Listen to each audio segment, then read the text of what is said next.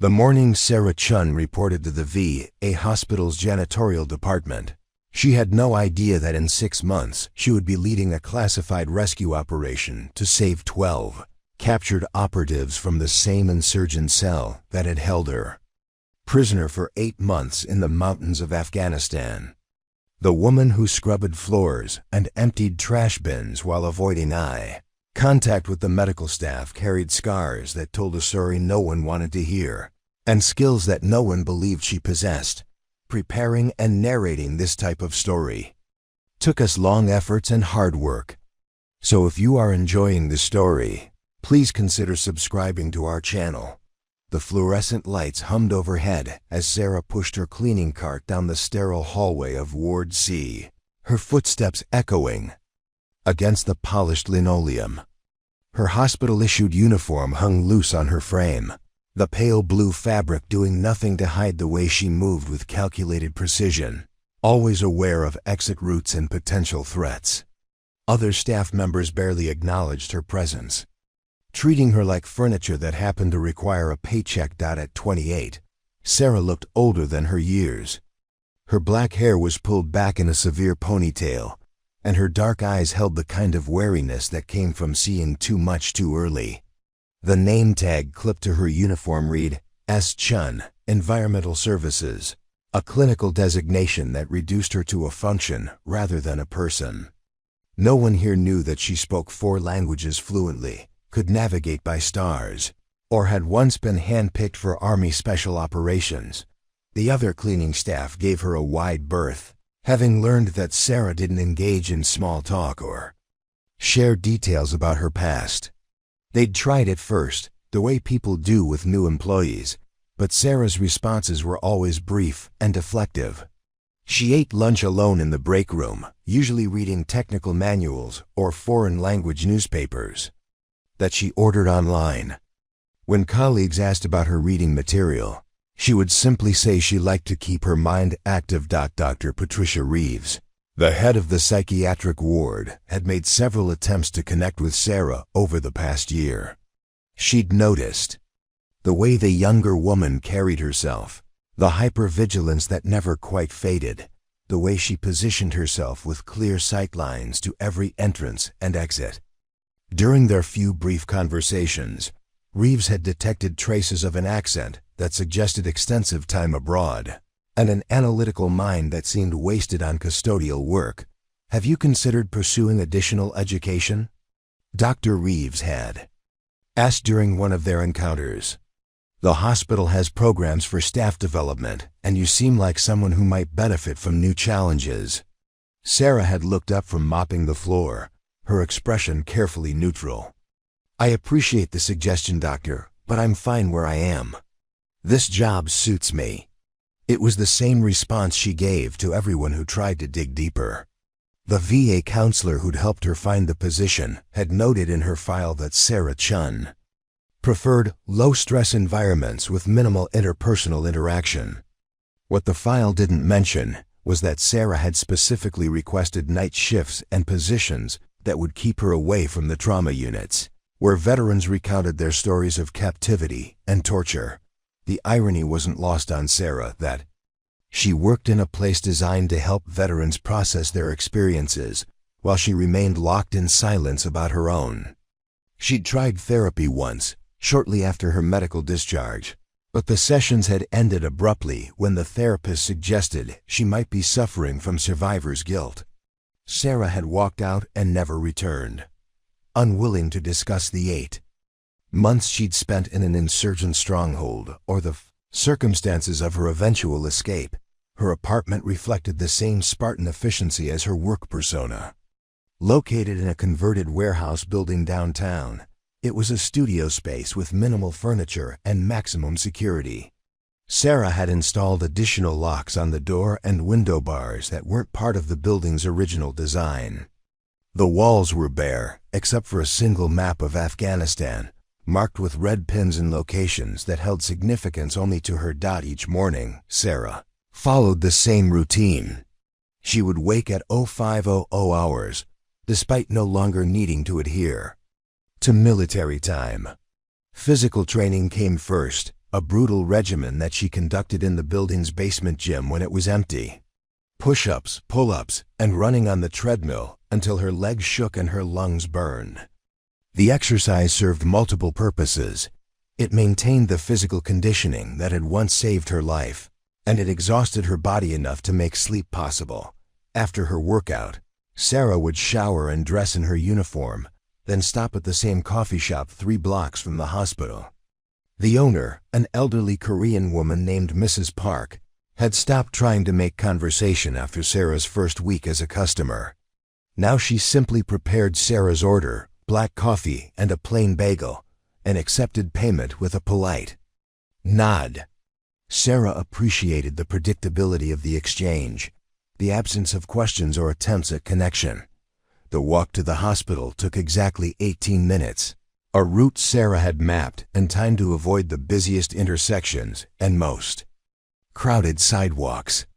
She preferred the side streets and alleys, places where she could move without being hemmed in by crowds or forced into situations where her back was exposed to strangers. The hypervigilance that had once been essential for survival now felt like a burden she couldn't set down. During her shifts, Sarah found a strange comfort in the repetitive nature of her work.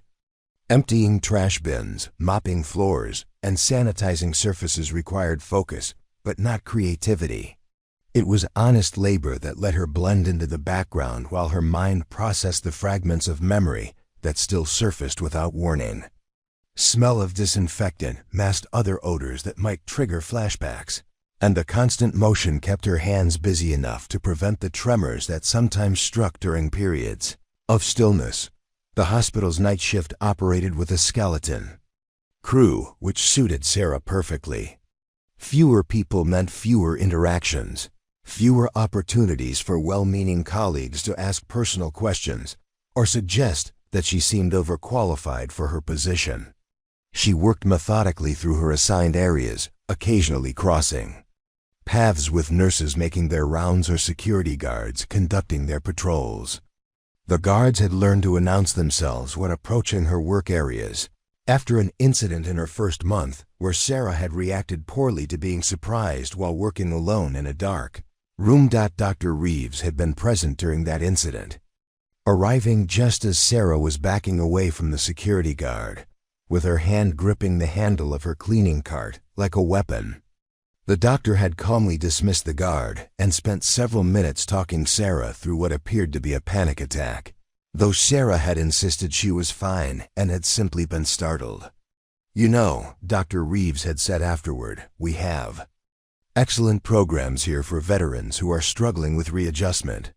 Sometimes talking to someone who understands can make all the difference." Sarah had thanked her politely and returned to her work, but she'd felt the doctor's eyes on her for the rest of the shift.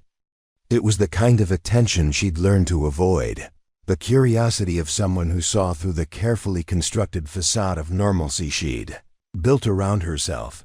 The truth was that Sarah Chen had spent 8 months learning survival skills that had no application in civilian life. She could fashion weapons from household items, pick locks with improvised tools, and navigate hostile territory using nothing but natural landmarks.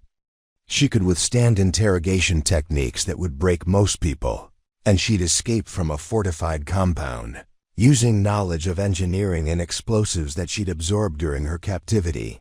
But none of those skills translated to filling out job applications or making small talk with coworkers. The hypervigilance that had kept her alive in Afghanistan made her seem paranoid and antisocial in Pittsburgh. The analytical mind that had helped her identify weaknesses in her captor's security protocols couldn't find ways to connect with people who'd never experienced combat or captivity.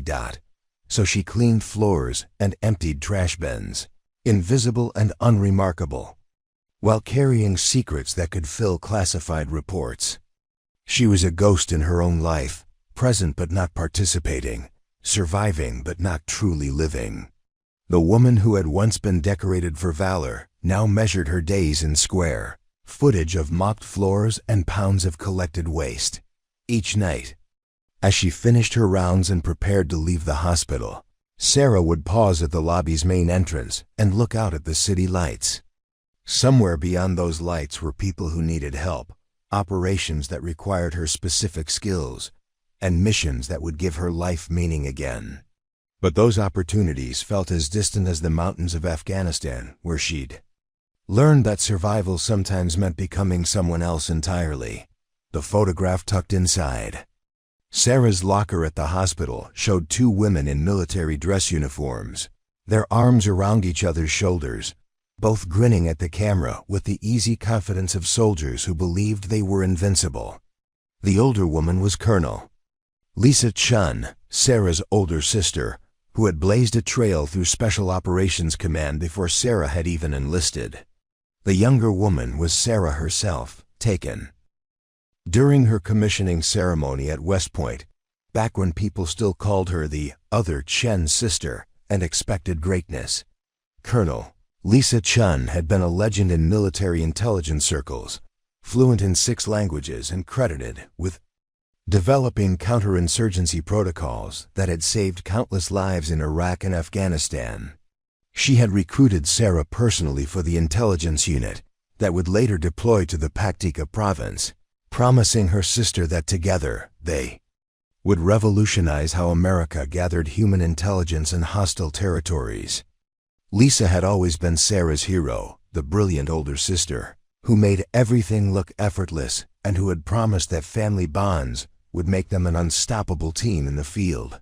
The official record stated that Colonel Lieutenant Chen had died in a vehicle-borne improvised explosive device attack while conducting a routine patrol near Forward Operating Base Chapman in March 2019. Her death had made national news, with the Secretary of Defense personally delivering a eulogy that praised her innovative approaches to intelligence gathering and her commitment to protecting American forces through better information. The Army had posthumously awarded her the Distinguished Service Cross and established a scholarship in her name at West Point. What the official record didn't mention was that Lisa had been investigating a suspected mole within the intelligence community when she died. She had shared her suspicions with Sarah during their last encrypted communication, expressing concerns about leaked operation details and compromised safe houses. Lisa had been scheduled to present her findings to Army SID investigators the week after her death, but the evidence she'd gathered was reportedly destroyed in the same explosion that killed her. Sarah had requested permission to continue her sister's investigation, but her commanding officer, Lieutenant Colonel Marcus Webb, had denied the request and reassigned her to a different unit within days of Lisa's funeral. Webb had explained that Sarah was too emotionally compromised to think clearly about her sister's death, and that pursuing conspiracy theories would only dishonor Lisa's memory. The Army needed Sarah to focus on her current mission rather than chasing shadows from the past. The reassignment had taken Sarah to a remote outpost in the Coast Province, where she was tasked with developing local intelligence networks among village elders and tribal leaders. It was important work, but it felt like exile after the high-level operations she'd been conducting with Lisa's unit.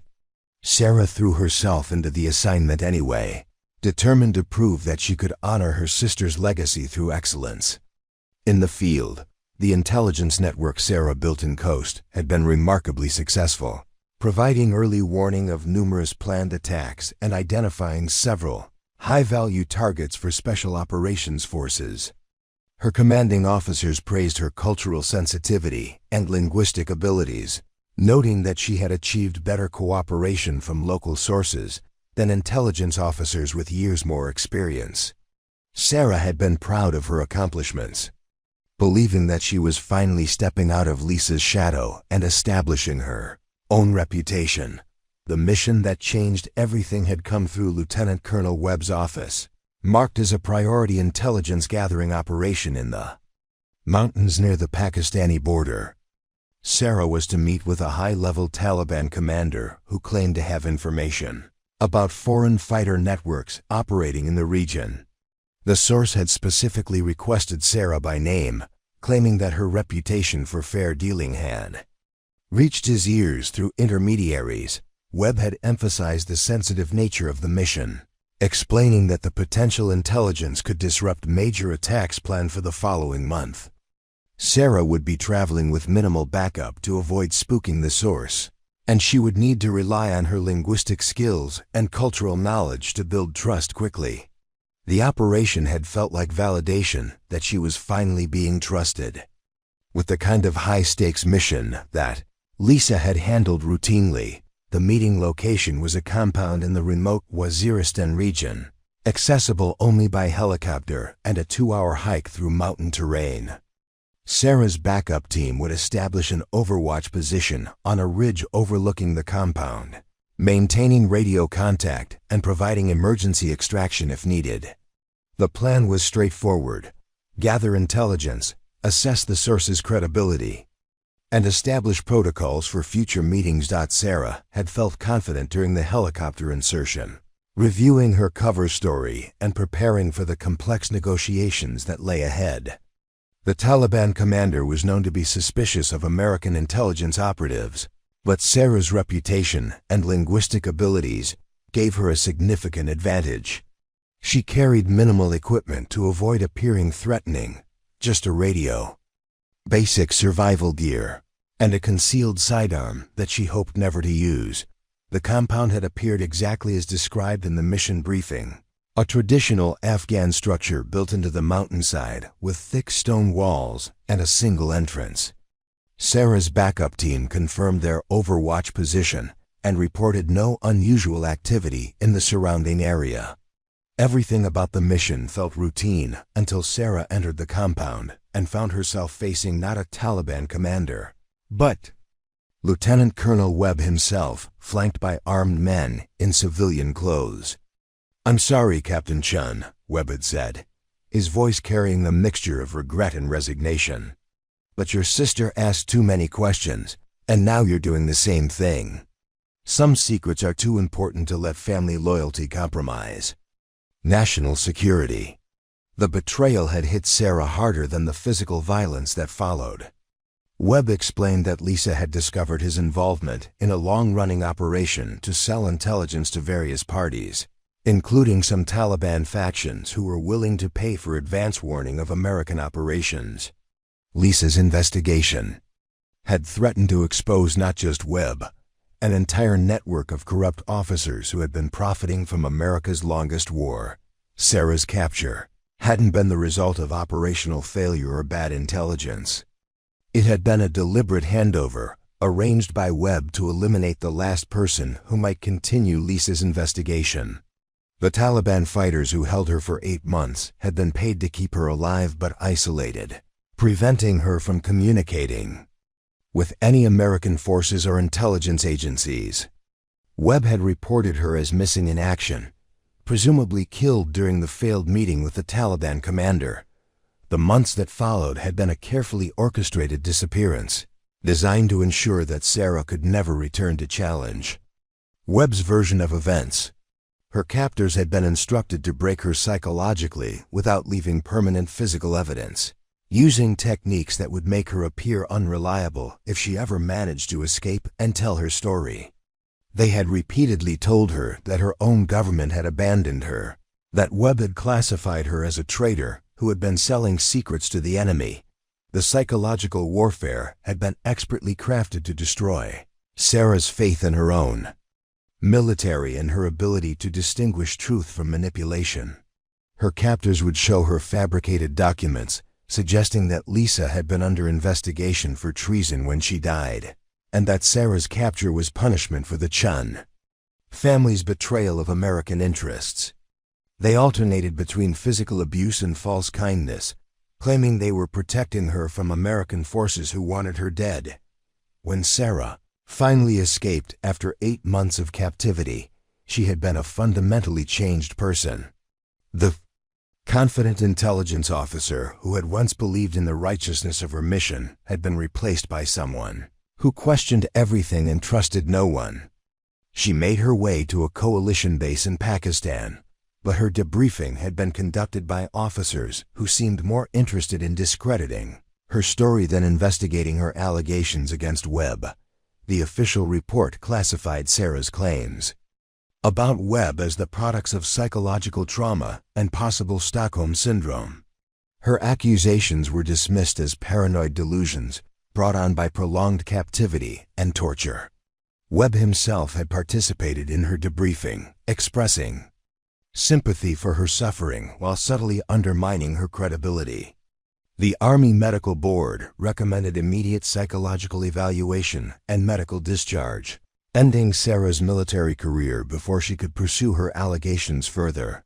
Now, as Sarah stared at the photograph of herself and Lisa, she carried the weight of knowing that her sister had died for discovering the truth, while the man responsible for both their destructions continued to prosper in his career. Webb had been promoted to full colonel and transferred to a prestigious position at the Pentagon, his reputation enhanced by his heroic efforts to rescue Sarah and his compassionate handling of her subsequent psychological breakdown.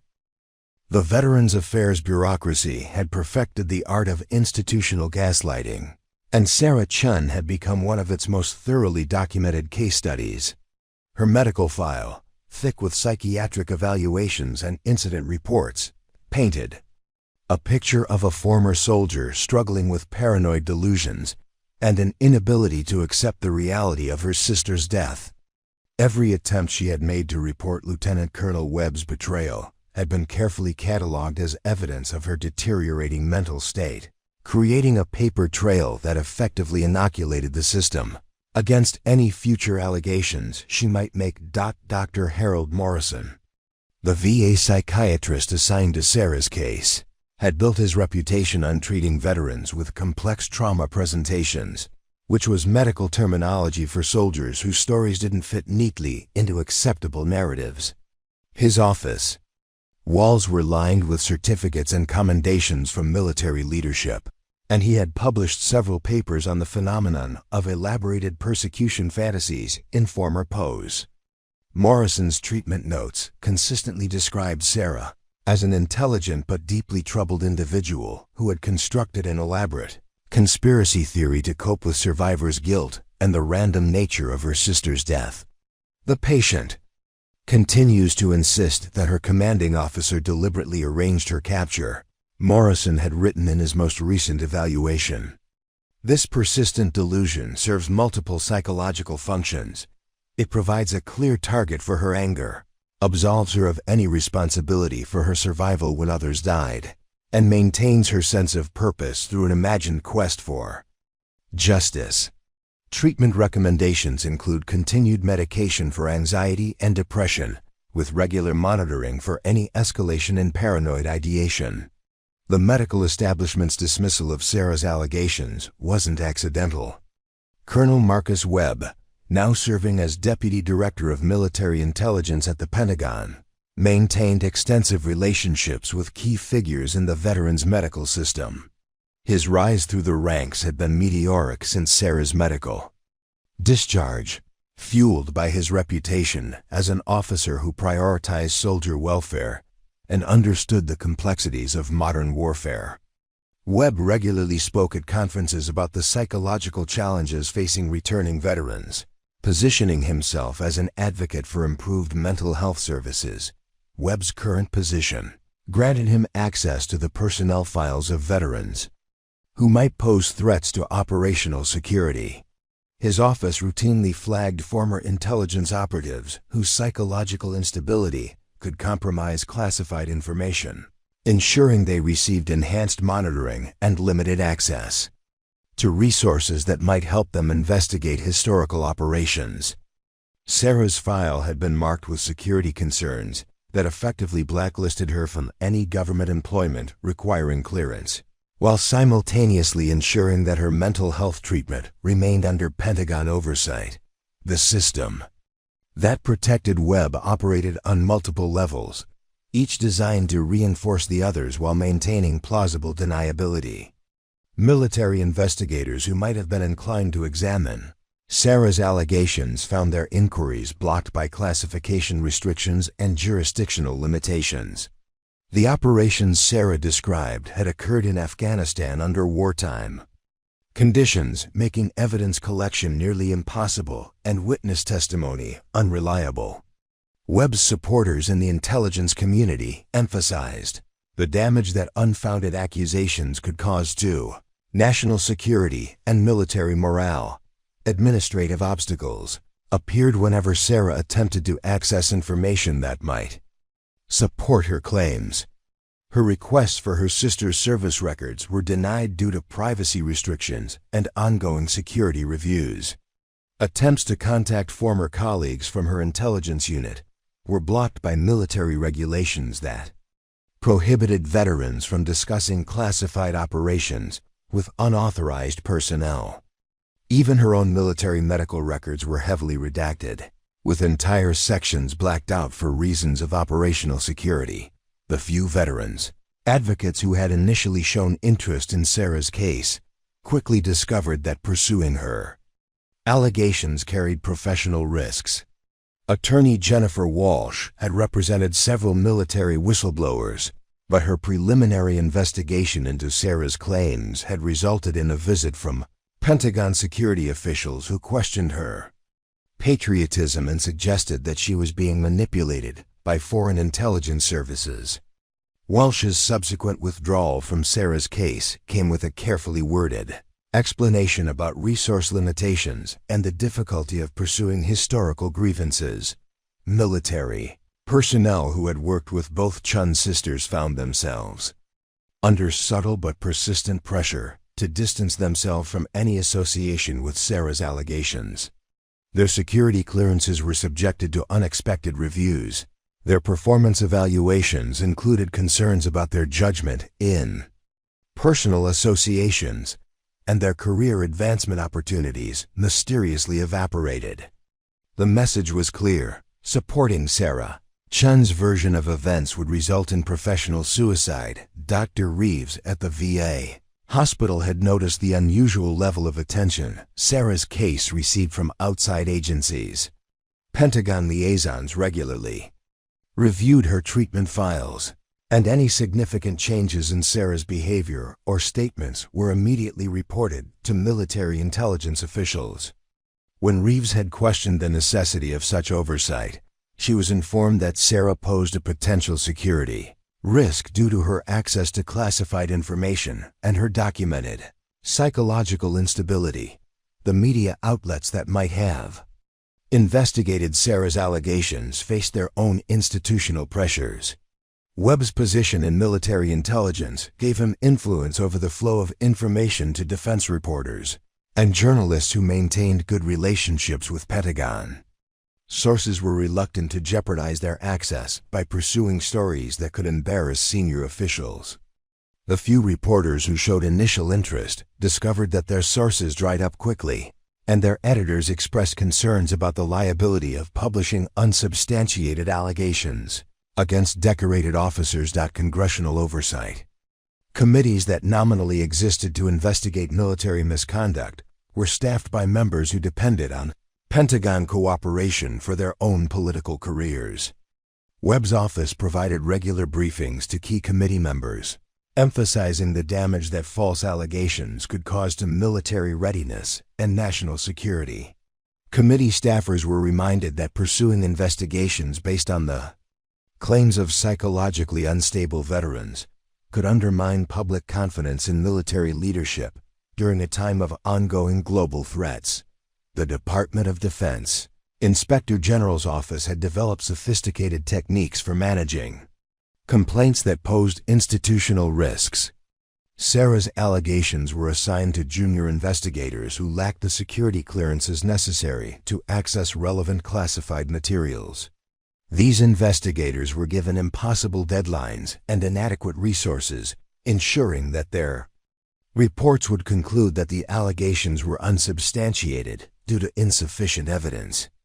The Inspector General could then point to these reports as proof that Sarah's claims had been thoroughly investigated and found lacking. Veterans, service organizations that might have championed Sarah's cause, discovered that their federal funding was contingent on maintaining positive relationships with Pentagon leadership. Directors of these organizations received subtle warnings about the consequences of supporting veterans whose allegations threatened military morale and operational security. The organizations gradually distanced themselves from cases involving conspiracy theories and elaborate persecution fantasies, focusing instead on more straightforward issues like disability benefits and medical care. The psychological warfare that had begun during Sarah's captivity continued through her interactions with the veterans' healthcare system. Every therapy session included questions designed to undermine her confidence in her own memories, and her treatment plan emphasized acceptance of loss and the dangers of clinging to anger and resentment.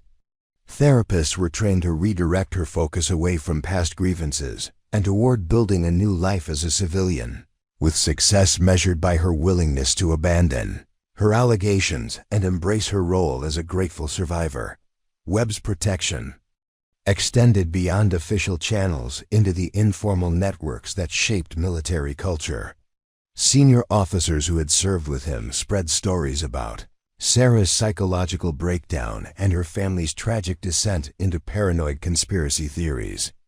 These narratives painted Webb as a compassionate leader who had tried desperately to save both Chen's sisters, only to watch helplessly as one died in service and the other was consumed by survivor's guilt and mental illness. The institutional response to Sarah's allegations followed a well-established playbook for managing inconvenient truths.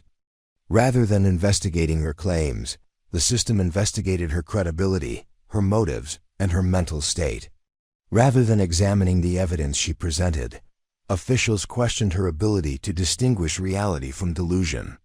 Rather than protecting her as a whistleblower, they protected themselves from the implications of what she was trying to expose.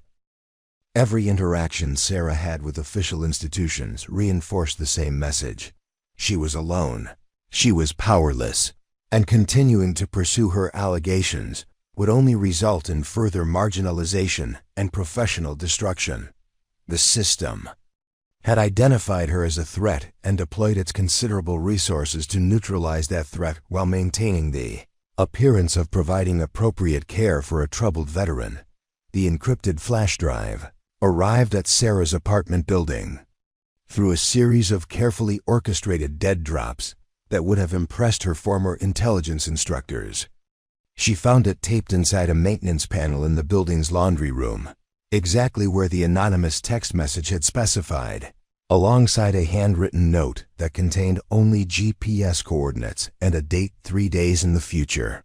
The drive itself was military-grade hardware, the kind used for transporting classified materials between secure facilities, and its presence in her civilian apartment building suggested that someone with significant resources wanted to communicate with her. Sarah's initial instinct was to destroy the device immediately. 2 years of careful anonymity had taught her that any contact from her former world carried enormous risks, and the sophisticated nature of the delivery suggested either military intelligence or foreign operatives. She held the drive up to the light, checking for any obvious signs of tampering or surveillance devices before making a decision that surprised her. Instead of destroying it, she wrapped it in aluminum foil and placed it in her refrigerator's freezer compartment, using techniques she'd learned for preserving electronic evidence in hostile environments. The paranoia that had kept Sarah alive during captivity now served her well in civilian life. She spent the next 48 hours varying her routines and checking for surveillance, using reflective surfaces and choke points to identify anyone who might be following her movements. The skills felt rusty after 2 years of disuse, but muscle memory guided her through counter-surveillance protocols that had once been second nature. When she was satisfied that she wasn't being watched, Sarah retrieved the drive and prepared to examine its contents. The apartment's single computer was an ancient desktop machine that Sarah had purchased used specifically because it lacked wireless capabilities and modern security features that could be remotely compromised. She had modified it further by removing its network card and covering its case with fine wire mesh that would block most electromagnetic signals. The computer lived in a metal filing cabinet when not in use, surrounded by materials that would prevent any accidental data transmission. It was the digital equivalent of a safe room, isolated from the networks that Webb's people might monitor. The flash drive contained a single, encrypted file that required a password Sarah didn't recognize. Initially, the hint provided was Lisa's favorite constellation, which could have been a lucky guess by someone who had researched the Chen family background. Sarah tried several obvious answers before remembering the conversation from their childhood about Cassiopeia, the vain queen who had been placed in the sky as punishment for her arrogance. Lisa had always said it was the perfect constellation for intelligence officers, a reminder that pride could lead to downfall. The file opened to reveal a collection of documents that made Sarah's hands shake as she read them. Bank records showed regular payments from offshore accounts to individuals whose names she recognized from her sister's investigation into intelligence leaks. Communication intercepts demonstrated ongoing coordination between Webb's office and several foreign intelligence services, including detailed discussions about the disposal of problematic assets within the American military. Most damning were the operational summaries that described a systematic program of eliminating military personnel who had discovered evidence of the corruption network. The documents painted a picture of an organization that operated like a cancer within the intelligence community, using legitimate military operations as cover for arms trafficking, information sales, and the elimination of potential witnesses. Webb wasn't just a corrupt officer who had betrayed the Chen sisters. He was part of a sophisticated criminal enterprise that had been operating for over a decade. The evidence suggested that Lisa's death had been just one incident in a long series of accidents that had befallen inconvenient investigators. A separate folder contained personnel files for 12 current military members who were listed as immediate threats to operational security. Sarah recognized several names from her former unit, including Staff Sergeant Maria Vasquez, who had served as Lisa's communications specialist, and Captain James Park, who had been investigating supply chain irregularities when Sarah was captured. According to the files, all 12 were currently deployed to Afghanistan, assigned to various units conducting operations in remote areas where accidents could easily be arranged. The most chilling document was an operational plan, titled Harvest Moon, which detailed the systematic capture and elimination of the 12 targeted personnel over the following month. The plan was elegant in its simplicity. Each target would be assigned to a high-priority mission requiring minimal backup support, then handed over to insurgent cells that had been secretly coordinated with Webb's network. The insurgents would be paid for each successful capture, with bonuses for ensuring that no prisoners survived to tell their stories. Sarah cross-referenced the operational timeline with current military deployments and realized that the first phase of Harvest Moon was scheduled to begin in 72 hours.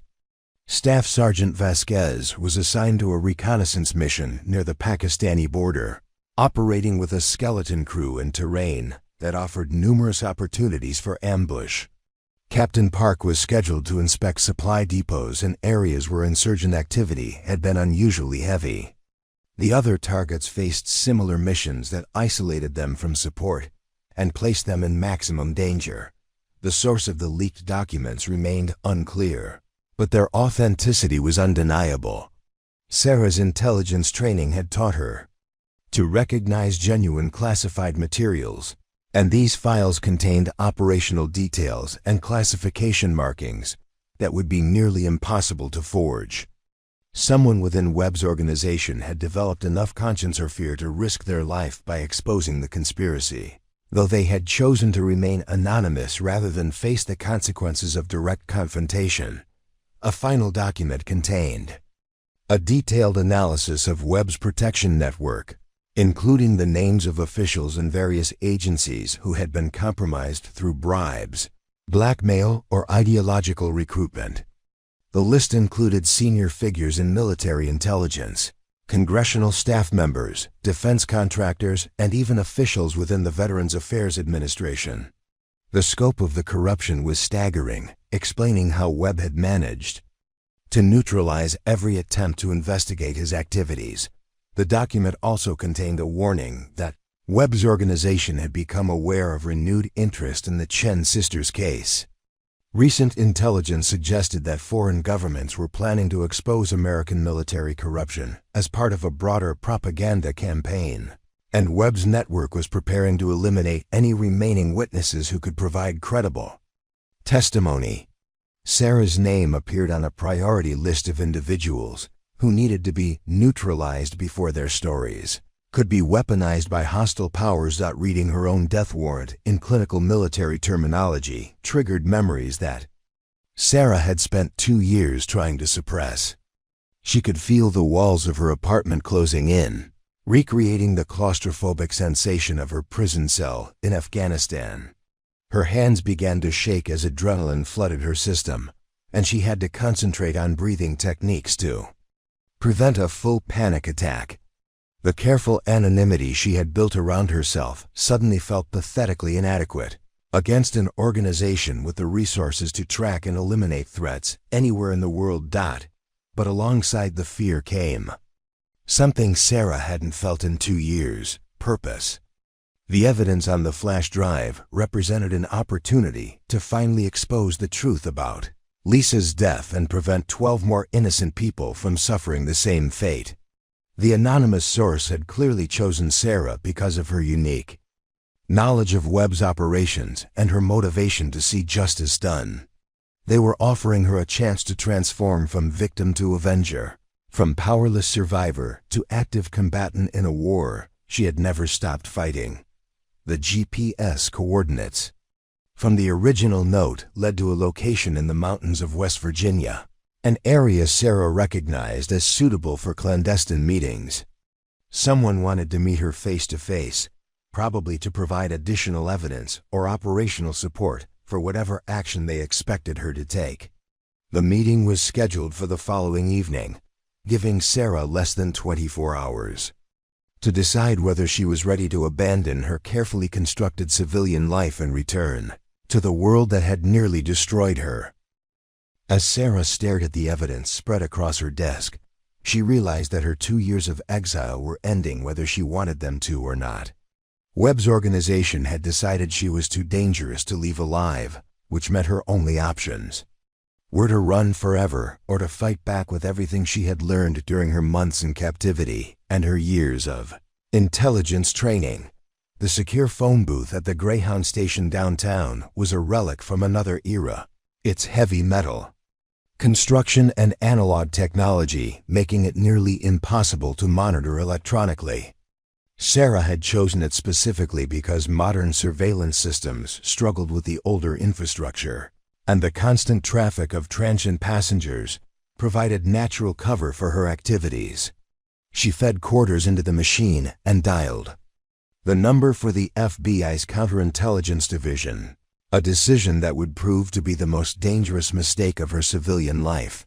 Agent Rebecca Santos had built her reputation investigating corruption within military contracting circles, and her name had appeared in several newspaper articles about Pentagon accountability.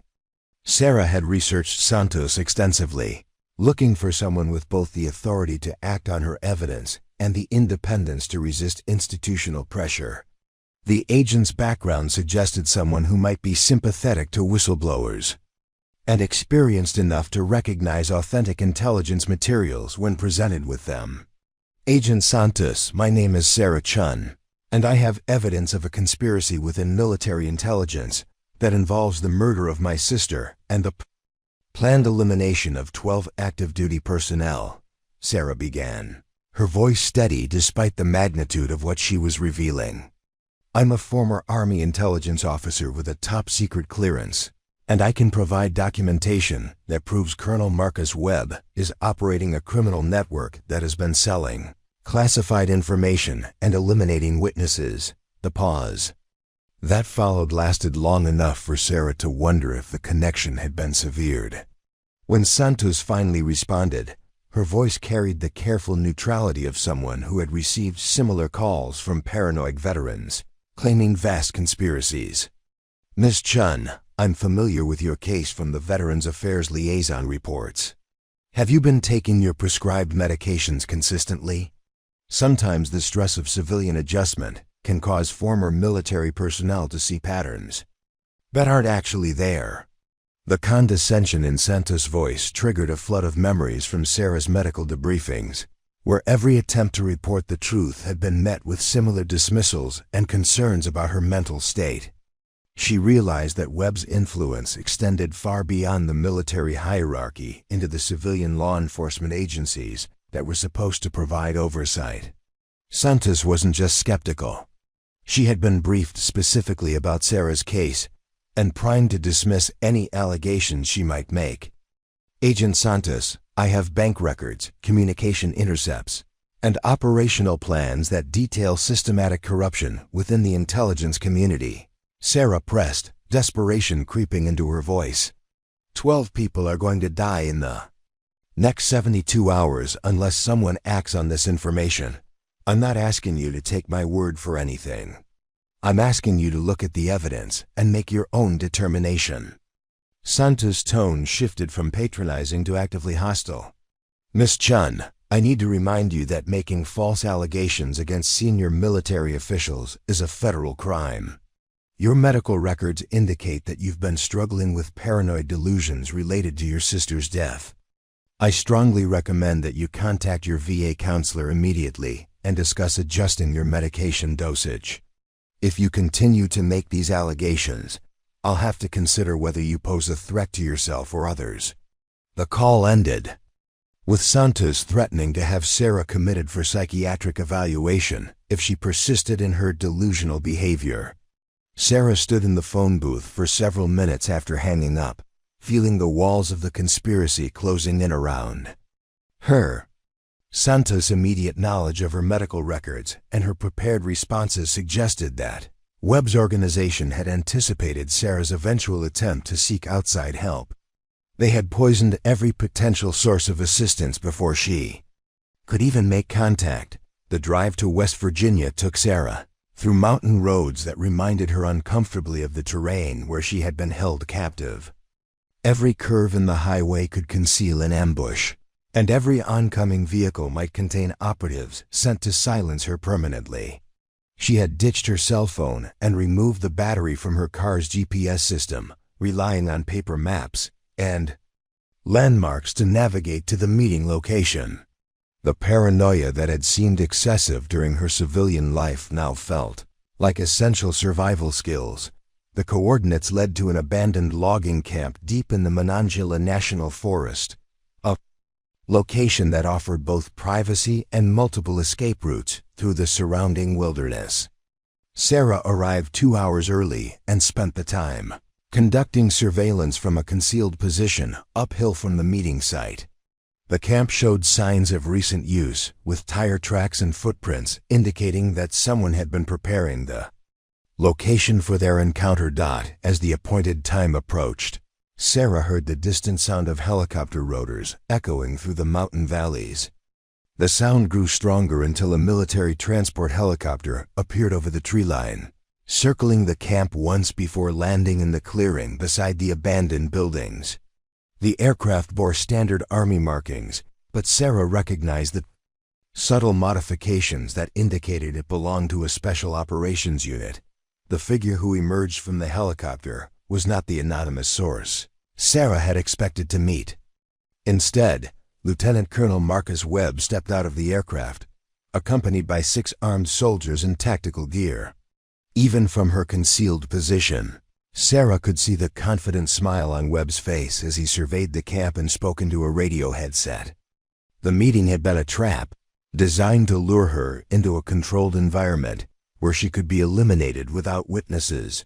Webb's amplified voice carried clearly through the mountain air as he used a bullhorn to address Sarah's presumed hiding place. "Captain Chen, I know you're out there watching us. The evidence you received was genuine, but it was also bait. We've been monitoring your activities since the moment you accessed those files. And we know about your call to Agent Santos. You've walked into a situation that you can't possibly survive, so let's discuss terms for your surrender." The revelation that Webb had orchestrated the entire sequence of events hit Sarah like a physical blow. The anonymous source, the leaked documents, even her contact with Santos had all been orchestrated to draw her out of hiding and into a position where she could be eliminated. Webb's organization hadn't just been protecting itself. It had been actively hunting her while maintaining the pretense that she was free to live her civilian life. "Your sister made the same mistake you're making now," Webb continued, his voice echoing off the surrounding mountains. "She thought she could expose our operation by gathering evidence and presenting it to the proper authorities. What she didn't understand was that we are the proper authorities. We've been operating within the system for over 15 years, and we've cultivated relationships at every level of government. There is no outside agency that can threaten us." Sarah's tactical training kicked in as she assessed her situation. 6 armed soldiers with military equipment and helicopter support against 1 former prisoner with limited resources and no backup. The odds were impossibly stacked against her, but the mountain terrain offered opportunities for someone with her specific skill set.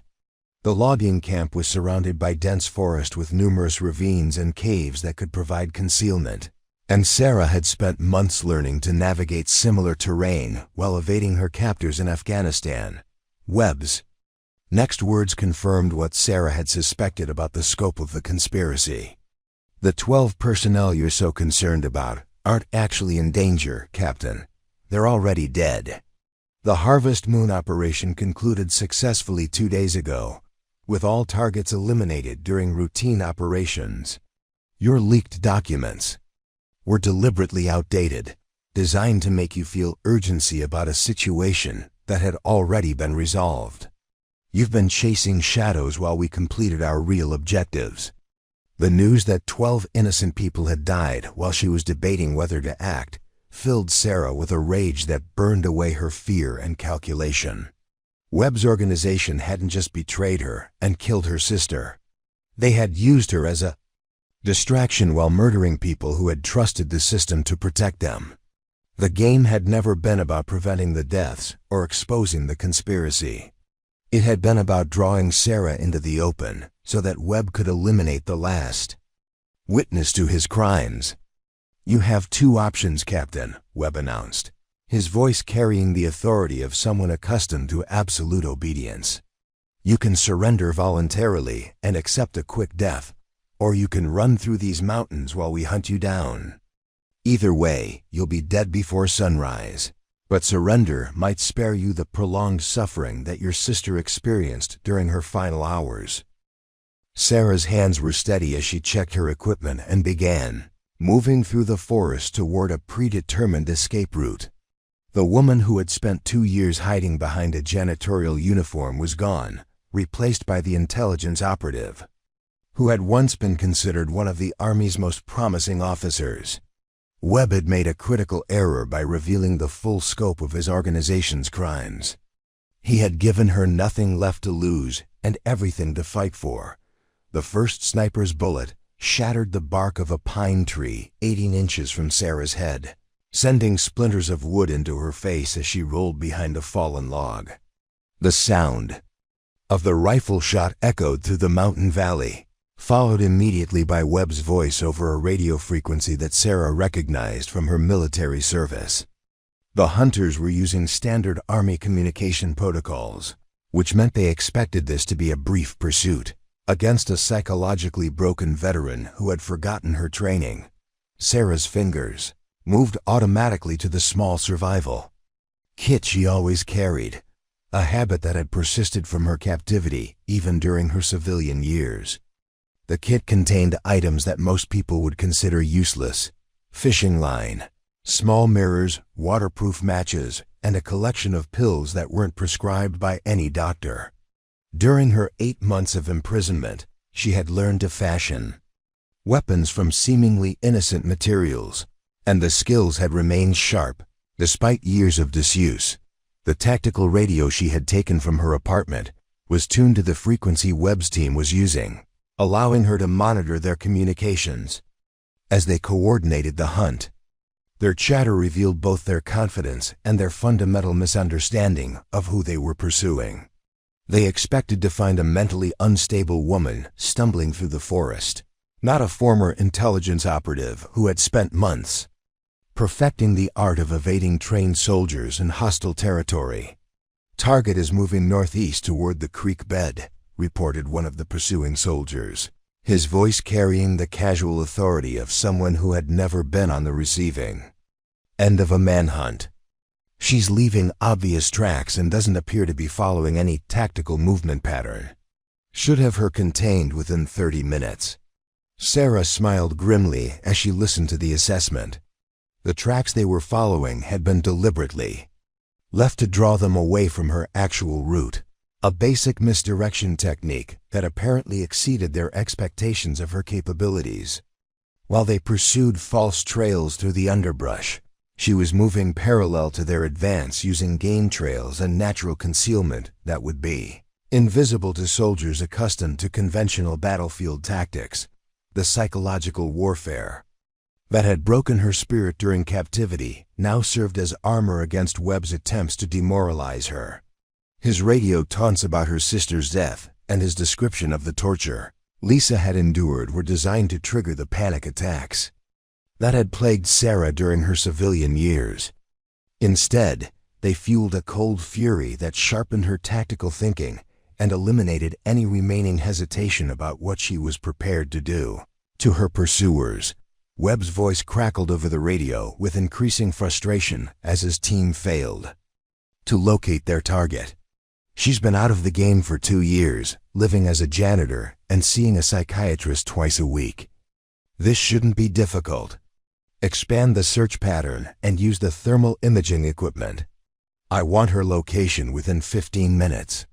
The thermal imaging reference told Sarah that Webb's team was equipped with sophisticated surveillance technology, but the mountain environment would limit its effectiveness. The dense forest canopy and temperature variations caused by the creek system would create false readings, and Sarah knew techniques for masking her heat signature using natural materials. Her captors had used similar equipment during her imprisonment, and she had learned to evade it through trial and error. The abandoned logging camp offered numerous opportunities for someone with Sarah's engineering background and survival skills. The rusted machinery and scattered debris could be fashioned into improvised weapons, and the network of service roads provided multiple escape routes that vehicles couldn't follow. More importantly, the camp's industrial remnants could be used to create diversions that would split Webb's forces and create opportunities for counterattack. Sarah's transformation from victim to hunter accelerated as she began implementing lessons learned during her months of captivity. The insurgents who had held her prisoner had been skilled teachers, inadvertently demonstrating techniques for asymmetric warfare that she had absorbed and refined. They had shown her how small advantages could be leveraged into decisive victories, how psychological pressure could be more effective than firepower, and how the hunted could become the hunter through patience and superior knowledge of the terrain. First explosive device, Sarah constructed used materials scavenged from the logging camp's maintenance shed, combined with chemicals from her survival kit. The device was crude but effective, designed to create noise and confusion rather than casualties. She placed it along the main trail that Webb's team would use to reach the camp, then waited in a concealed position to observe their response to the detonation. The explosion sent Webb's soldiers diving for cover and triggered a flurry of radio communications about potential improvised explosive devices and enemy contact. Their training had prepared them for conventional engagements, but facing an invisible opponent who used guerrilla tactics clearly exceeded their comfort zone. Sarah could hear the uncertainty in their voices as they struggled to adapt to a situation that didn't match their operational expectations. Webb's increasingly frantic radio calls revealed the pressure he was under from his superiors to resolve the situation quickly. The helicopter that had transported his team to the mountains was expensive to operate and difficult to justify for extended periods. And Webb clearly had other obligations that required his attention. His organization depended on maintaining the appearance of legitimate military operations, and a prolonged manhunt in the West Virginia mountains would attract unwanted scrutiny. The second device Sarah constructed was more sophisticated, utilizing her knowledge of electronics and improvised engineering. She rigged a motion-activated distraction device near the camp's main building, designed to create the impression of movement, while simultaneously triggering a small explosive charge in a different location. The psychological effect on Webb's team was immediate and satisfying, as they responded to false contacts while becoming increasingly paranoid about every shadow and sound. Sarah's radio monitoring revealed that Webb's team was beginning to fracture under the pressure of hunting an opponent who refused to behave predictably. The soldiers were young and inexperienced with this type of operation, accustomed to overwhelming firepower and technological advantages rather than the patient fieldcraft required for tracking a skilled evader. Their radio discipline deteriorated as frustration mounted, providing Sarah with increasingly detailed intelligence about their positions and intentions. The mountain environment that had seemed like a trap when Sarah first arrived now felt like a sanctuary where she possessed every advantage. Years of forced inactivity had not diminished her tactical skills. They had simply been dormant, waiting for circumstances that required their application. The woman who had scrubbed floors and avoided eye contact with colleagues was revealing herself to be a careful facade constructed around a core of hardened steel. Webb's voice over the radio carried genuine anger for the first time as his carefully planned operation began to unravel. This was supposed to be a simple cleanup operation, not a week-long camping expedition.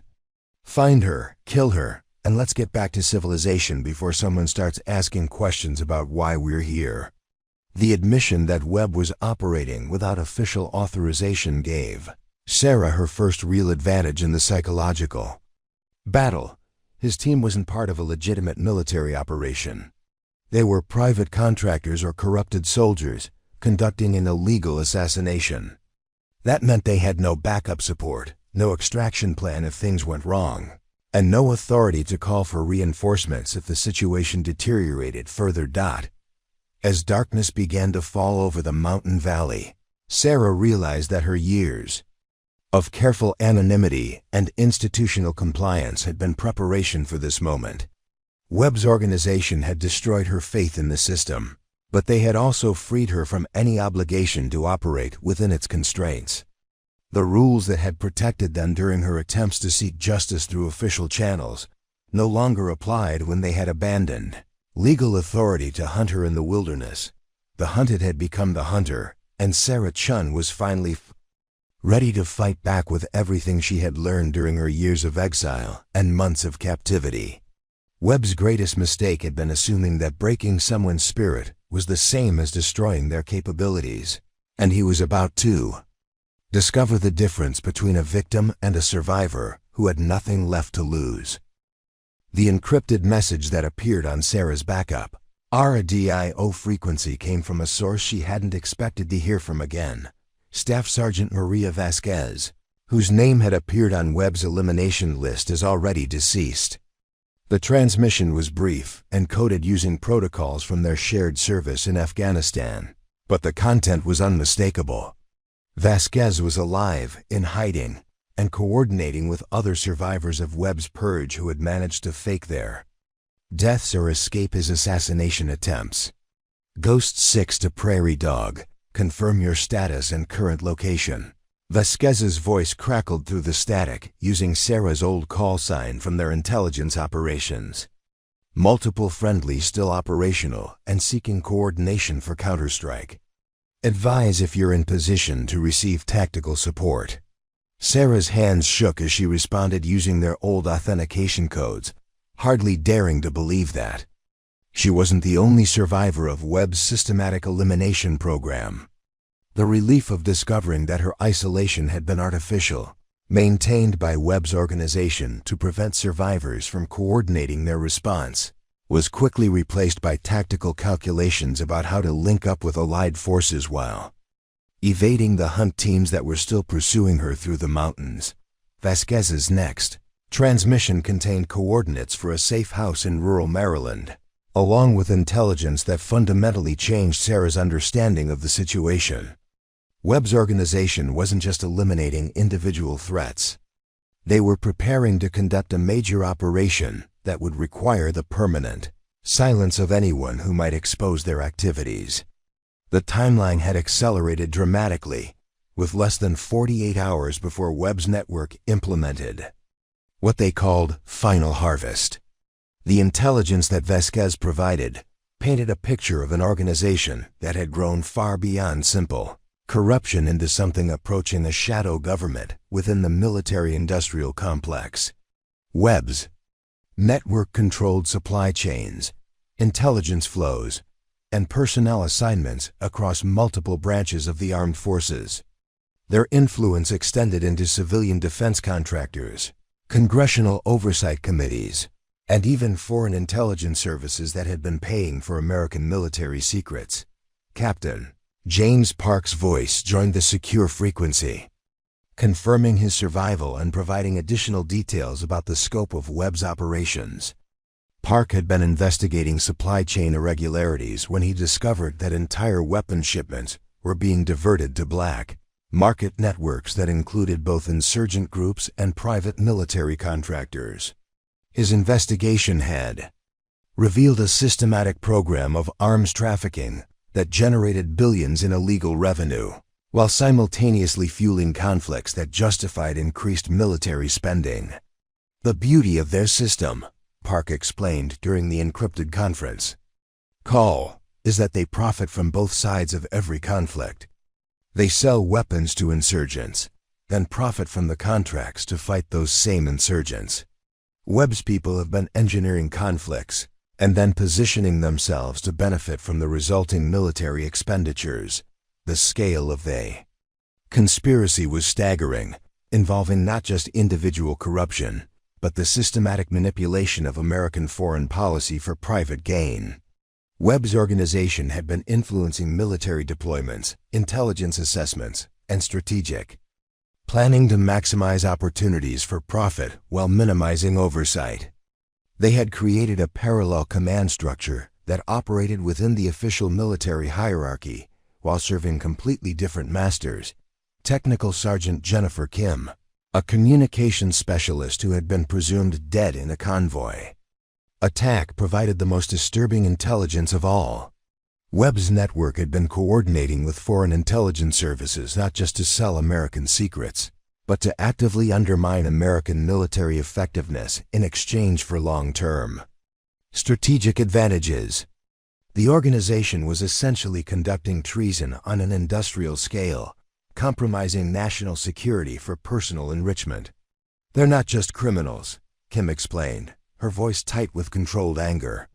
They're actively working to weaken American military capabilities while maintaining the appearance of loyal service.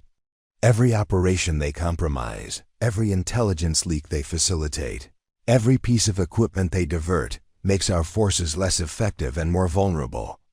The survivors' network that Vasquez had assembled included 12 military personnel who had either escaped assassination attempts or successfully faked their deaths to avoid detection. They had been operating underground for months, gathering evidence and coordinating their response while Webb's organization believed they had been eliminated. Their patience and careful planning had created opportunities for a coordinated counterattack that could expose the entire conspiracy. Sarah's tactical mind immediately began processing the possibilities that multiple Allied operatives created. Instead of a single fugitive trying to survive against overwhelming odds, she now represented part of a coordinated resistance movement with resources, intelligence, and most importantly, credible witnesses who could corroborate each other's testimony. The dynamic had shifted from desperate survival to strategic offensive operations. The most critical intelligence came from Sergeant First Class David Chun, no relation to Sarah despite the shared surname, who had been monitoring Webb's communications. From within the Pentagon, Chun had discovered that Final Harvest wasn't just about eliminating the remaining witnesses to Webb's crimes. It was the prelude to a major operation that would fundamentally compromise American military effectiveness during a period of international crisis. "They're planning to simultaneously compromise multiple critical operations," Chun reported, his voice carrying the urgency of someone who understood the strategic implications. Intelligence networks in 3 different theaters, supply lines for forward deployed forces, and communication protocols for special operations units. The damage would take years to repair, assuming we could even identify all the compromised systems. The international implications were even more disturbing. Webb's organization had been coordinating with foreign intelligence services to time their major compromise operation with planned military actions by hostile nations. The result would be American forces operating with compromised intelligence, unreliable supply lines, and communications that could be monitored by enemy forces. The strategic advantage would shift dramatically in favor of nations that had been paying Webb's network for access to American military secrets. Sarah realized that her personal quest for justice had evolved into something far more significant: a race to prevent a catastrophic betrayal of American national security. The woman who had spent 2 years hiding behind a janitor's uniform now found herself at the center of an operation that could determine the outcome of future conflicts and the survival of American military personnel deployed around the world. Survivor's Network had resources that Sarah couldn't have imagined during her months of isolation. They had maintained their security clearances through careful manipulation of personnel records, retained access to classified systems through cultivated relationships with loyal personnel, and developed intelligence networks that rivaled Webb's organization in scope and sophistication. Most importantly, they had documented evidence of Webb's crimes that could withstand legal scrutiny and media investigation. Vasquez's final transmission of the evening contained operational orders that transformed Sarah from an isolated fugitive into the field commander of a counterintelligence operation. Her unique knowledge of Webb's psychology and tactics, combined with her recent intelligence about his current operations, made her the logical choice to coordinate the network's response. The survivors were asking her to step back into the role she had abandoned after her medical discharge, a military intelligence officer with the authority to make life-and-death decisions. The weight of command felt both familiar and terrifying.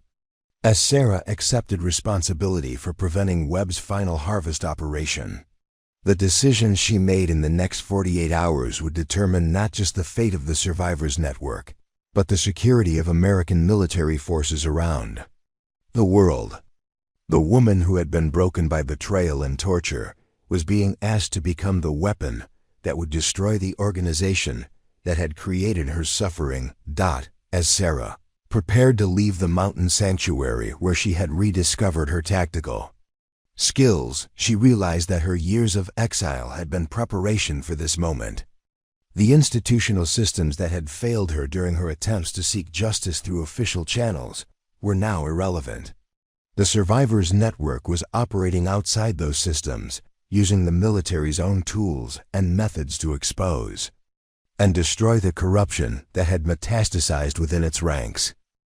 Webb's organization had made a fatal error by assuming that eliminating individual threats would prevent organized resistance. Instead, they had created a network of highly trained operatives who shared common cause and possessed intimate knowledge of their enemies' methods and weaknesses. The hunted had become the hunters, and Sarah Chen was about to lead them into battle against the man who had destroyed her sister and betrayed everything they had sworn to protect. The Pentagon's Kering corridor at 0300 hours was supposed to be empty except for security personnel and overnight staff. But Sarah Chen moved through the shadows with the confidence of someone who had spent years memorizing the building's layout during her intelligence career. The survivors' network had spent 6 months infiltrating Webb's organization, placing operatives in key positions while maintaining the fiction that they were dead or missing. Tonight, those investments would pay dividends as they executed a coordinated operation to expose and destroy the corruption that had metastasized within America's military leadership. Technical. Sergeant Kim's voice crackled through Sarah's earpiece as she provided real-time intelligence from the Pentagon's communication center. Target is in his office with 3 associates, probably finalizing the final harvest operational orders.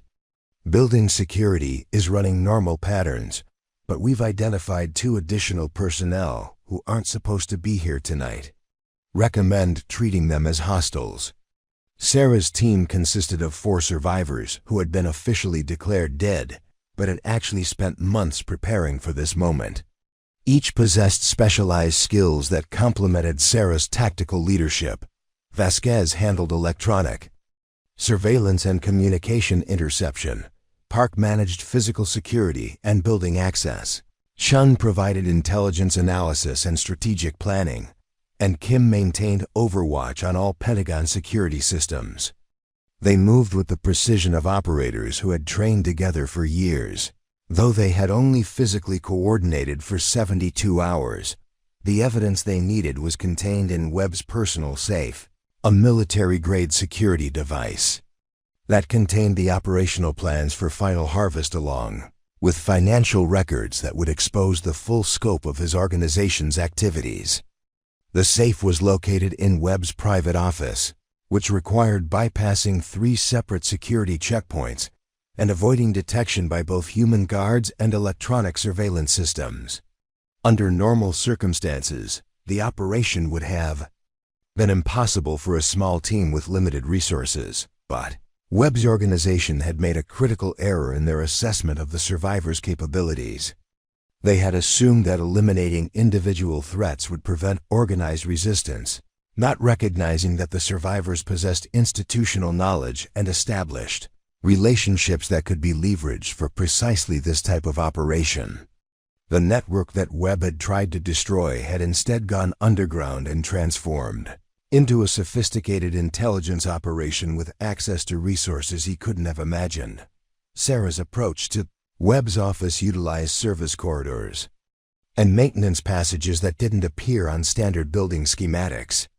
Her knowledge of the Pentagon's hidden infrastructure came from years of authorized access, combined with the observational skills that had kept her alive during captivity.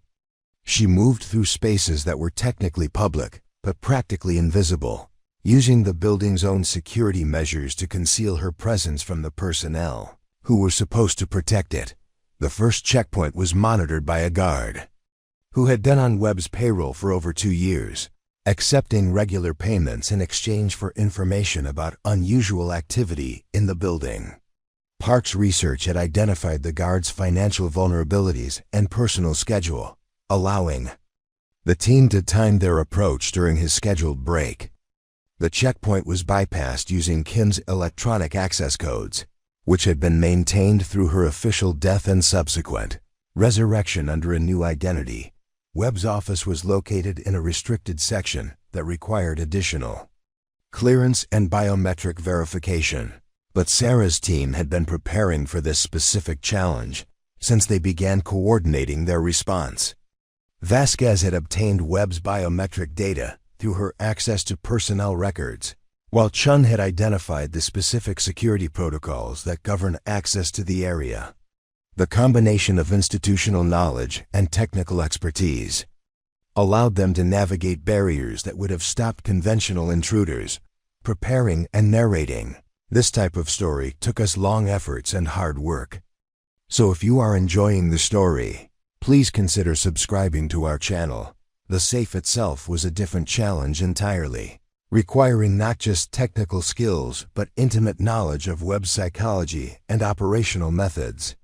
Sarah's months of captivity had taught her to read people's motivations and predict their behavior under pressure, skills that proved invaluable when selecting potential combinations for the safe's electronic lock. Webb's arrogance and sense of invincibility suggested that he would choose codes that reflected his self-image rather than random number sequences. The first combination Sarah tried was based on the date of her sister's death, reflecting Webb's pride in his successful elimination of threats to his organization. The safe's electronic lock rejected the code, but the attempt provided valuable information about the system's response patterns. The second combination was based on Webb's military service number, another reflection of his institutional identity and sense of superiority over his victims. The safe opened on Sarah's third attempt, revealing a collection of documents that exceeded even her expectations for comprehensive evidence of Webb's crimes. The operational plans for Final Harvest were more extensive than the intelligence reports had suggested, involving the systematic compromise of American military operations across 4 different theaters of conflict. The financial records showed payments from foreign intelligence services that totaled hundreds of millions of dollars over the past decade. But the most damaging evidence was a series of recorded conversations between Webb and his foreign contacts, discussing specific operations where American military personnel had been deliberately placed in danger to create plausible cover for intelligence leaks. The recordings included Webb's voice describing the deaths of American soldiers as acceptable collateral damage in exchange for maintaining his organization's access to classified information. The audio evidence would be impossible to deny or dismiss as fabricated. Sarah's earpiece crackled with urgent communication from Kim, who was monitoring building security from her position in the communication center. Multiple vehicles approaching the building. Configuration suggests tactical team deployment. Estimate 6 minutes until they reach your floor. Webb's people are mobilizing faster than we anticipated. The revelation that Webb's organization had detected their operation forced Sarah to accelerate her timeline and implement contingency plans that had been developed for precisely this scenario. The survivors' network had anticipated that their assault on Webb's stronghold would trigger a violent response, and they had prepared multiple escape routes and communication protocols to ensure that their evidence would survive even if individual team members were captured or killed. Vasquez's voice cut through the tactical chatter with information that changed everything about their situation. "Sarah, I'm intercepting communications from Webb's office. He's not just mobilizing security. He's implementing Final Harvest tonight. The operational orders are going out to field commanders in Afghanistan, Iraq, and Syria. We're looking at massive compromise of American forces within hours." The realization that Webb was accelerating his timeline to prevent exposure meant that Sarah's team had to simultaneously complete their evidence gathering and prevent the immediate implementation of operations that would cost American lives. The mission had evolved from a simple intelligence operation into a race against time to prevent a catastrophic betrayal of American military forces deployed in hostile environments.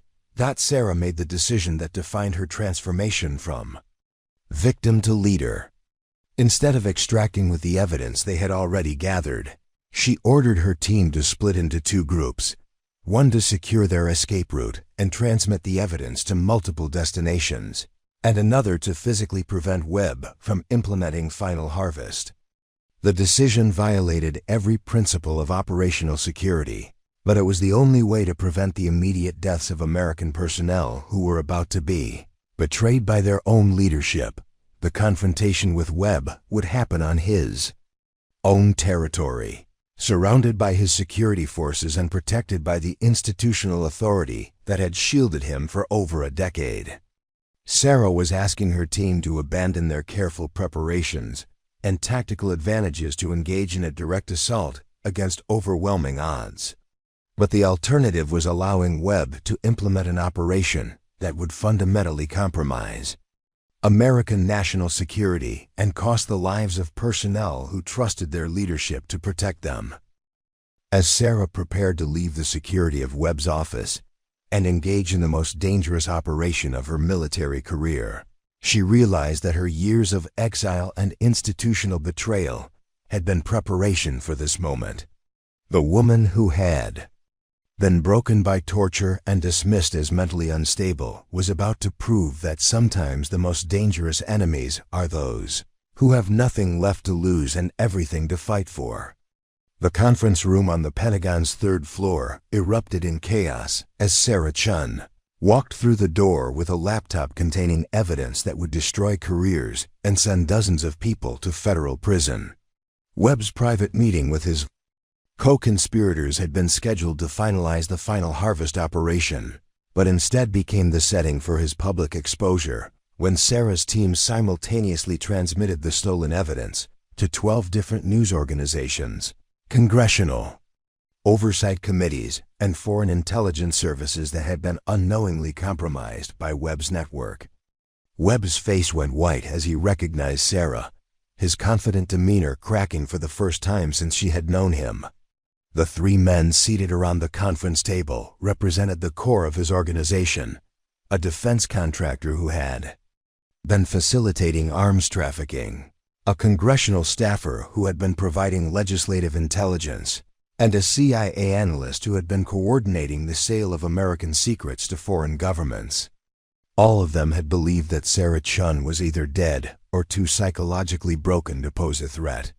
"Gentlemen, I'd like you to meet Captain Sarah Chen, the woman whose sister you murdered and whose life you've been trying to destroy for the past 3 years," Sarah announced, her voice carrying the authority of someone who had finally reclaimed her power. "I have recordings of your conversations, financial records of your transactions, and operational plans that detail every crime you've committed in the name of American national security." The evidence that Sarah's team had gathered was already spreading through official channels with the unstoppable momentum of a scandal that could not be contained or suppressed. The recordings of Webb discussing the deliberate deaths of American soldiers were being broadcast on news networks, while the financial records showing payments from foreign intelligence services were being analyzed by congressional investigators. The operational plans for Final Harvest were being transmitted to field commanders, who could prevent the immediate compromise of American forces. Webb's attempts to call for security support revealed the extent to which his organization had been compromised by the survivors' network. The guards who were supposed to protect him had been either replaced by survivors operating under false identities or neutralized by Kim's electronic surveillance systems, the communication networks that Webb had used to coordinate his criminal activities were now being monitored by the same people he had tried to eliminate, turning his own tools against him. "You don't understand what you've done," Webb snarled, his composure finally cracking under the weight of his exposed crimes. "This organization has been protecting American interests for over a decade. The profits we've generated have funded operations that Congress would never approve. The intelligence we've sold has been carefully selected to advance American strategic objectives. You're destroying a system that has been serving the greater good." Sarah's response came from 2 years of suppressed rage and the knowledge that Webb's justifications were lies designed to rationalize his betrayal of everything he had sworn to protect. "The greater good? You sold weapons to insurgents who killed American soldiers, then profited from the contracts to fight those same insurgents. You leaked intelligence that compromised operations and cost lives. You murdered my sister because she discovered your crimes, then spent years trying to destroy my credibility to protect yourself." The defense contractor, a man named Peterson who had been coordinating arms sales through his company's military contracts, attempted to negotiate his way out of the situation by offering to provide information about other corrupt networks within the military-industrial complex. His desperation revealed the scope of the corruption that extended far beyond Webb's immediate organization, involving multiple companies and government agencies that had been profiting from America's ongoing conflicts. The congressional staffer, identified in the evidence as Thomas Mitchell, had been providing legislative intelligence that allowed Webb's organization to anticipate and counter oversight efforts before they could threaten their operations. Mitchell's access to classified congressional briefings had given Webb advance warning of investigations, allowing him to eliminate witnesses and destroy evidence before official inquiries could begin. His betrayal of congressional oversight represented a fundamental compromise of the democratic processes that were supposed to prevent military corruption. The CIA analyst, whose name was redacted from most documents for security reasons, had been coordinating with foreign intelligence services to ensure that the information Webb sold would advance American strategic interests while generating profits for his organization. The analyst's justifications echoed Webb's claims about serving the greater good, but the evidence clearly showed that his actions had compromised American intelligence operations and endangered personnel deployed in hostile environments. Sarah's laptop displayed real-time feeds from news organizations that were already broadcasting the story of the Pentagon corruption scandal. The evidence was too comprehensive and well-documented to be dismissed as fabrication, and the multiple independent sources that had received the information simultaneously made it impossible for Webb's organization to contain the story through their usual methods of suppression and disinformation. The financial records that Sarah's team had stolen showed payments totaling over $800 million from foreign intelligence services, defense contractors, and criminal organizations that had been purchasing American military secrets. The money had been laundered through a complex network of shell companies and offshore accounts, but the digital trail was clear enough to support criminal prosecutions and civil asset forfeiture actions that would recover hundreds of millions in stolen funds. Webb's final attempt to salvage his situation involved claiming that Sarah's evidence had been obtained through illegal methods that would make it inadmissible in court. His desperate argument ignored the reality that the evidence was already in the hands of journalists, congressional investigators, and foreign intelligence services who were not bound by the same legal constraints that governed criminal prosecutions. The court of public opinion would convict him regardless of what happened in federal court. The operational plans for final harvest that Sarah had prevented from being implemented detailed the systematic compromise of American military operations that would have resulted in catastrophic losses of personnel and equipment. The plans showed that Webb's organization had been coordinating with foreign intelligence services to time their betrayal with planned military actions by hostile nations, creating a scenario where American forces would face enemies who possessed detailed knowledge of their capabilities and intentions. The scope of Webb's betrayal extended beyond simple corruption into something approaching treason on an industrial scale.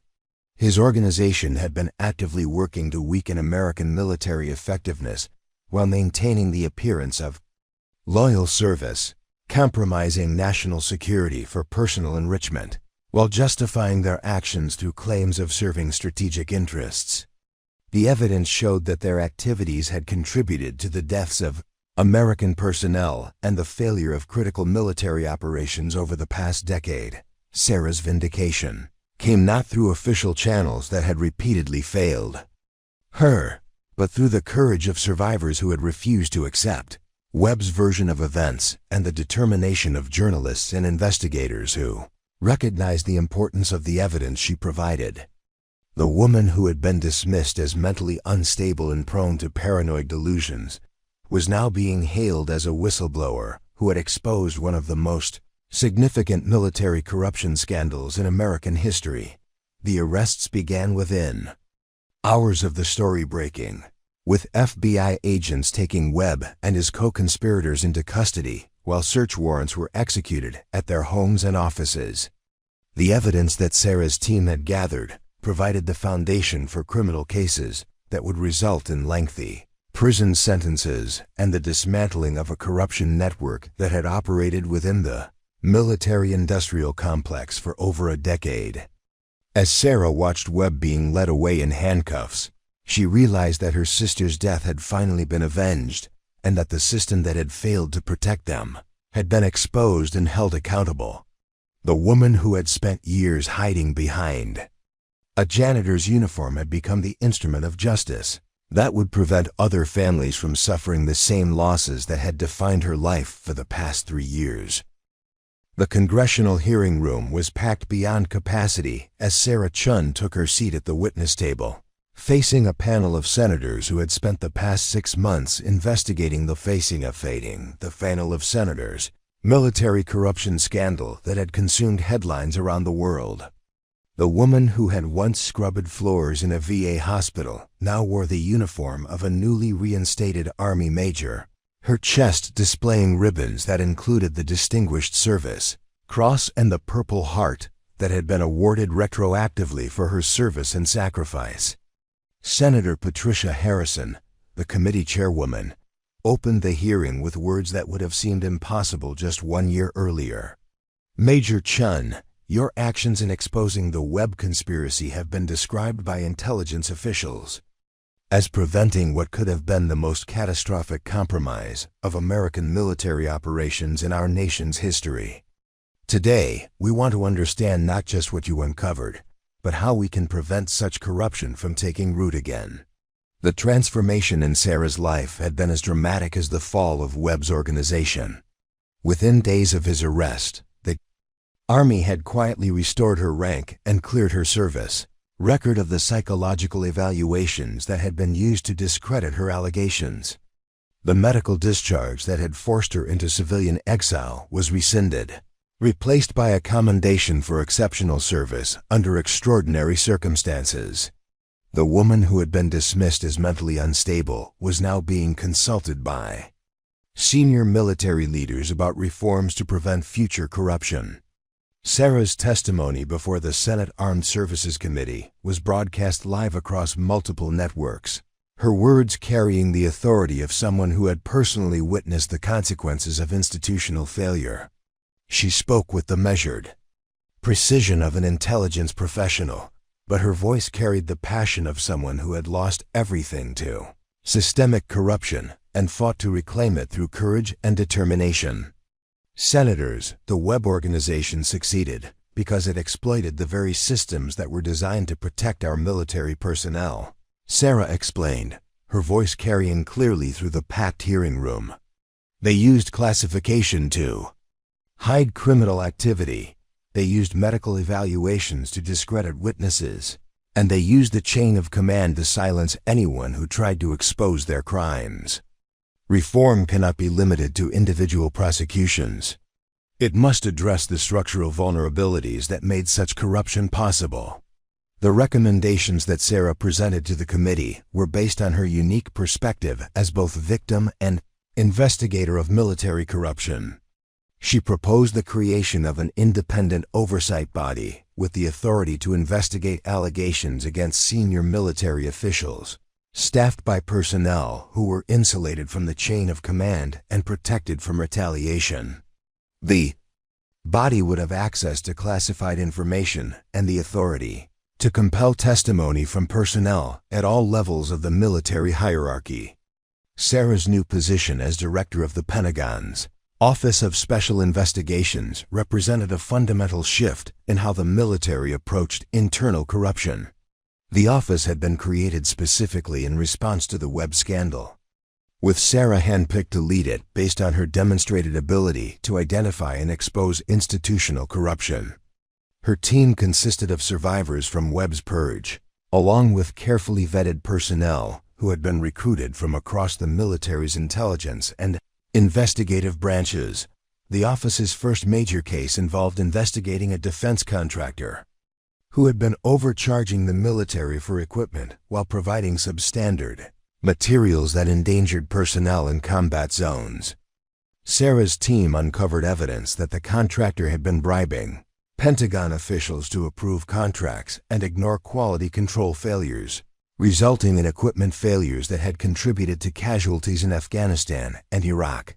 The investigation led to criminal charges and the recovery of over $200 million in fraudulent payments. Major Vasquez, who had been promoted and assigned as Sarah's deputy director, led the office's efforts to establish new protocols for reporting and investigating corruption allegations. The protocols were designed to protect whistleblowers from retaliation while ensuring that allegations were investigated thoroughly and expeditiously. The system included multiple reporting channels, independent review processes, and mandatory training for personnel at all levels of the military hierarchy. The survivors, network that had been forged in the crucible of Webb's persecution, had evolved into an informal advisory group that provided guidance and support to personnel throughout the military who were struggling with ethical dilemmas or potential corruption. Sarah met regularly with other survivors to discuss cases and share insights about institutional reform, creating a community of advocates who understood the personal costs of challenging entrenched corruption. The international implications of Sarah's revelations continued to unfold as foreign intelligence services disclosed the extent to which Webb's organization had compromised American military operations. The disclosures revealed that American personnel had been operating in hostile environments, while their enemies possessed detailed knowledge of their capabilities and intentions, a betrayal that had contributed to operational failures and casualties over the past decade. Sarah's public speaking engagements at military academies and professional development courses focused on the importance of ethical leadership and the responsibility of military personnel to report corruption regardless of personal costs. Her presentations emphasized that loyalty to the institution required the courage to challenge leaders who betrayed their oath and endangered the personnel they were sworn to protect. The educational programs that Sarah developed for the military academies included case studies based on her experiences and those of other survivors, providing future officers with practical guidance about recognizing and responding to corruption. The programs emphasized that ethical leadership required not just personal integrity, but the institutional courage to confront wrongdoing, even when it was committed by superiors or protected by powerful networks. The Sarah Chen Fellowship Program, established by Congress to honor her service and sacrifice, provided scholarships for military personnel who were pursuing advanced education in ethics, leadership, and institutional reform. The program specifically targeted personnel who had demonstrated the courage to report corruption or challenge unethical practices, recognizing that institutional reform required leaders who were willing to prioritize integrity over personal advancement. Sarah's personal life had been fundamentally transformed by her return to military service and her new role as a public advocate for institutional reform. The isolation and paranoia that had characterized her civilian years had been replaced by a sense of purpose and community that came from using her experiences to protect others from similar betrayals. The woman who had hidden behind a janitor's uniform now spoke with confidence and authority about the most sensitive issues facing the military. The memorial service that Sarah organized for the personnel who had died as a result of Webb's betrayal provided closure for families who had never understood why their loved ones had been killed in operations that seemed routine. The service honored not just the dead, but the principle that military personnel deserved leaders who would protect them rather than sacrifice them for personal gain. The event was attended by senior military officials who publicly acknowledged the institutional failures that had enabled Webb's crimes. Sarah's relationship with her parents had been restored through their shared pride in her courage and accomplishments, replacing the years of grief and confusion that had followed Lisa's death. The family had finally received answers about why Lisa had died and recognition that both sisters had served with honor and distinction. The burden of Lisa's legacy had been transformed into a gift that inspired Sarah's continued service to the military and the nation. The office that Sarah led had become a model for institutional reform, demonstrating that corruption could be effectively identified and eliminated when investigators possessed the resources, authority, and protection necessary to pursue the truth. The success of her efforts had inspired similar reforms in other government agencies and established new standards for accountability and transparency in military operations. As Sarah prepared for another day of testimony before congressional committees about ongoing reform efforts, she reflected on the journey that had taken her from a broken veteran hiding behind a janitor's uniform to a senior military official leading the fight against institutional corruption. The woman who had been tortured and betrayed had become the instrument of justice that would prevent other families from suffering similar losses, transforming her pain into purpose and her survival into service. 5 years after the Webb conspiracy. Trials concluded. Sarah Chen stood before a graduating class of Army intelligence officers at Fort Huachuca, Arizona, delivering the commencement address that would define her legacy as both a survivor and a reformer. The auditorium was filled with young officers who had grown up hearing stories about the Pentagon corruption scandal and the woman who had risked everything to expose it, but few of them understood the personal cost of the victory they celebrated. When I was captured and tortured in Afghanistan, my captors told me that my own government had abandoned me, Sarah began, her voice carrying across the silent auditorium. They were wrong about the abandonment, but they were right about something else. Institutions are only as strong as the people who serve them, and when those people prioritize personal gain over public service, the entire system becomes vulnerable to corruption. The changes that Sarah had helped implement across the military were visible in the faces of the graduating officers. New ethics training programs, independent oversight mechanisms, and protected reporting channels had created a generation of military leaders who understood that loyalty to the institution required the courage to challenge those who betrayed its values. The reforms had prevented dozens of potential corruption cases and restored public confidence in military leadership. Sarah's office had expanded from a small Pentagon unit to a department with field offices across the globe, staffed by investigators who specialized in identifying and dismantling corruption networks before they could compromise military operations. The success of her approach had inspired similar programs in allied nations, creating an international network of investigators who shared intelligence and coordinated operations against transnational corruption. The personal toll of Sarah's public role as a corruption fighter had been significant, requiring her to relive traumatic experiences repeatedly through congressional testimony, media interviews, and legal proceedings. But she had found healing through helping others, particularly veterans who had been betrayed by the system they had served. Her advocacy had resulted in legislative changes that protected whistleblowers and provided support for personnel who had been retaliated against for reporting corruption. The Webb conspiracy trials had resulted in over 40 convictions and the recovery of more than $1 billion in stolen funds.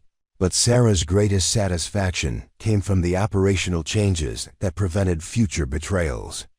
American military personnel now served with greater confidence that their leadership was committed to their welfare rather than personal enrichment, and foreign adversaries had lost access to the intelligence networks that had once compromised American operations. Sarah's concluding words to the graduating officers reflected the wisdom that had emerged from her years of suffering and service. You will face moments in your careers when doing the right thing requires enormous personal sacrifice. You will encounter superiors who ask you to compromise your integrity for the supposed greater good. You will discover information that powerful people want to keep hidden. In those moments, remember that your oath was not to individuals or institutions, but to the Constitution and the people it protects.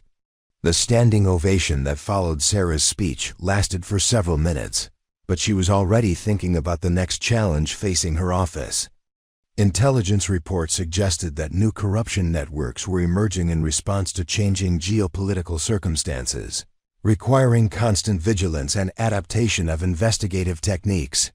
The fight against institutional corruption was never finished, only transformed as new threats emerged to challenge the integrity of military service. As Sarah left the podium, she carried with her the knowledge that her sister's death had not been in vain and that the system that had failed them both had been fundamentally reformed. The woman who had been broken by betrayal had become the architect of a new standard of accountability that would protect future generations of military personnel from the corruption that had once seemed unstoppable. The legacy of Sarah Chen's courage extended far beyond the specific corruption she had exposed, inspiring a cultural shift within the military that prioritized integrity over institutional protection. Her story had become a powerful reminder that individuals could challenge systemic corruption and win, but only through extraordinary courage and the willingness to sacrifice personal safety for the greater good.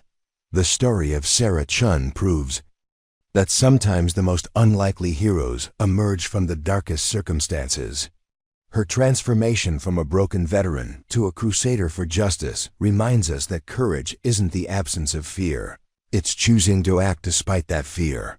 If this story inspired you, imagine what other incredible tales of resilience and redemption are waiting to be told.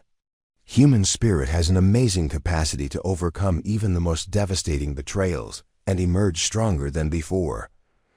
What would you have done in Sarah's position? Would you have found the courage to fight back against such overwhelming odds? Share your thoughts in the comments below. We love hearing from our incredible community of viewers who believe in the power of truth and justice. Don't forget to hit that subscribe button and ring the notification bell so you never miss another inspiring story of ordinary people doing extraordinary things. We're building a community of people who believe that one person can make a difference, and we'd love to have you join us on this journey. Thanks for watching, and remember, your story matters. Your voice has power, and sometimes the most important battles are fought by those who refuse to stay silent.